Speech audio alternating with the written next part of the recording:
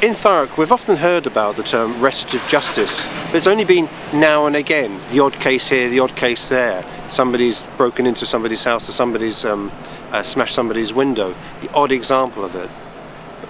But it came more and more into focus in the news in Thurrock and in London with the riots. A lot of people believing instead of giving people punitive 18-month, 2-year sentences for stealing a television, the idea of restorative justice took take place.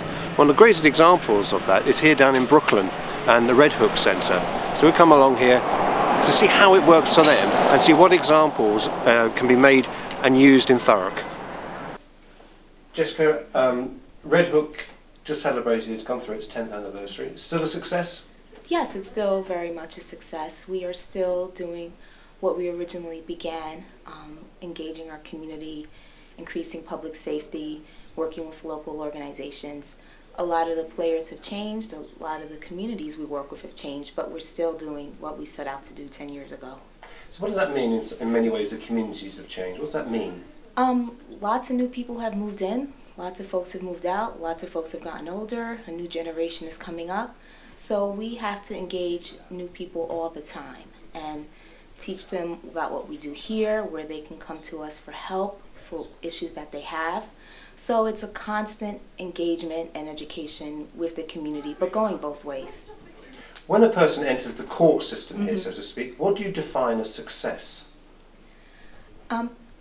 I guess it depends how they enter the court system, but what we would define as success is basically someone who has learned their lesson, hopefully will not do whatever they did again, has had, depending on the crime or the offense, some opportunity to pay back for the community for that offense, and make the community whole again in some way so that people feel safer.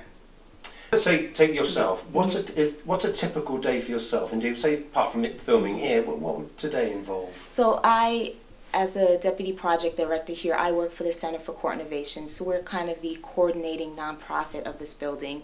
Of course, there's the court system here, New York Police Department is here, defense attorneys, prosecutor's office, who are really the heart and soul of what happens here. But as the nonprofit, I deal with everything from individual community concerns, people coming to me saying we're having a lot of drug dealing going on in the building, what should I do? Issues in the building, whether it's making sure that NYPD has resources it needs here on sites, facility issues, folks calling us, different organizations, to share resources or refer people, or if we need to refer people to other resources in the community. The main areas that you deal with when it comes to restorative justice?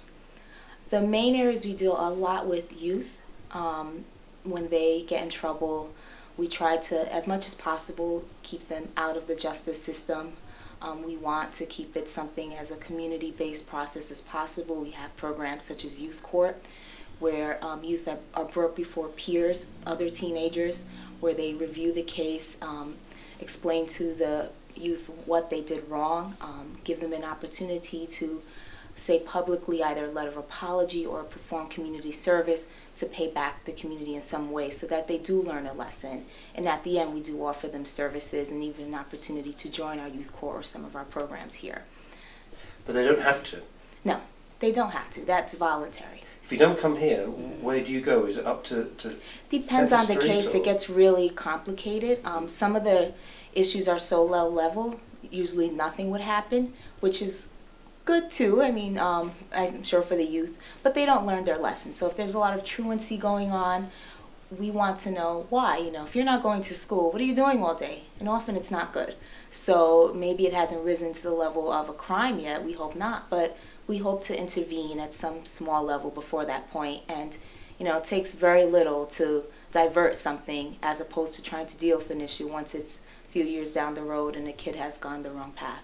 I found, when I was here about 8 years ago, that this court, the character of Judge Calabrese was key. And indeed, I remember going to the juvenile courts in Center Street, and there was Judge Michael Corriero was key.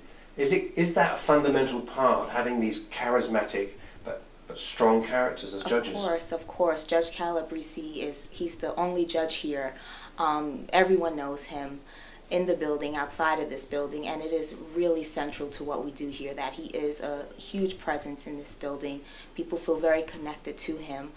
He goes to a lot of community meetings, so people know him outside of this building, and he's very open. If you have an issue, he says, come to us. So that's why people feel free to come to us with their issues. They may not know how to deal with it or what's the correct course of action, but he will hand out his card to people on the streets, instruct them to come down to the courthouse just to talk. So it really keeps this open level of communication that you rarely see with a judge, where he's telling you, you know, just come and talk to me or just come and talk to our staff and we'll try and help you. A lot of agencies working here. Is it all agreement every single day? Absolutely not. So we do take a very collaborative approach to what we do.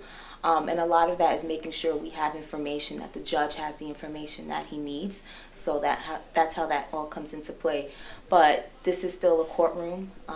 The Constitution still applies. Our district attorneys, our prosecutors will fight vigorously. Our legal aid attorneys, defense attorneys will defend their clients to the fullest. So you come here on a typical court day, you will not see much agreement because people are fighting for their cases. You seem to be really embedded within the community. So how is it that you do engage with your community?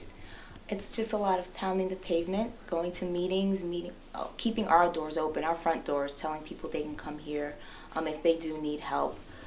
We find it essential to what we do here that we have to make the community's partners in, you know, keeping this neighborhood safe. If they're not active partners, if they feel disengaged, they won't trust what we're doing here in the court. They won't trust the police. They won't trust our prosecutors. So at all times, we build that relationship in various ways so that when a crime does occur, you want someone to report it. You want someone to cooperate with the police so they can do their jobs. If people are afraid to do that, the police can't do what they need to do, and it makes things much more difficult. So when we work with the community, it's not just in the courtroom. It's from the very beginning. We have youth programs, we do events, fairs in the park. We, you know, show different sides of this court. It's not here just to throw people in jail. That's not what we do. We are here to help and serve this community. So Red Hook, the community is not going anywhere, and I hope the court is still here. We still have things to do. I think this community is much safer than it was, but things can always be improved, and I think just the fact that this is a resource that people can feel comfortable coming to locally to have their issues addressed, it makes a big difference to the lives of people that we serve. The borough, if an area like Thurrock, where we work, wants to start something like this, I mean, then how would they go about it? I think your first step is really to speak to the residents there. What do they want? What do they need? You know, maybe it's not a community court is the answer, but if that's what's needed, you know, what should it look like? We were very much shaped. We took 5 years to plan this place, and a lot of it was shaped by what the public told us, what they needed, and so we were trying to address their needs. So very informed by residents, because at the end of the day, that's our main partner.